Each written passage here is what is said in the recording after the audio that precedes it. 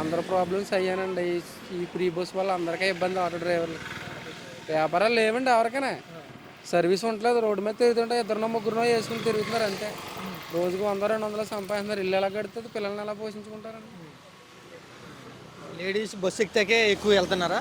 Interest లేడీస్కే చూపిస్తున్నారండి. Ladies ఎక్కుతున్నారు, bus ఎక్కువ. మీ ఆటోకి ఆటోకి రావట్లేదండి. ఆటో ఇప్పుడు ఈ ఆటో డ్రైవర్లు మీతో పాటు పనిచేసేవాళ్ళు 15,000 ఇస్తున్నారు కదా అని ఏమన్నా పాజిటివ్గా ఉందా? లేదండి. 15,000 అలా అనుకోవట్లేదు కానీ వస్తే దేనికో దానికి ఉపయోగపడతాయి కదా అని అనుకుంటున్నారండి అందరూ.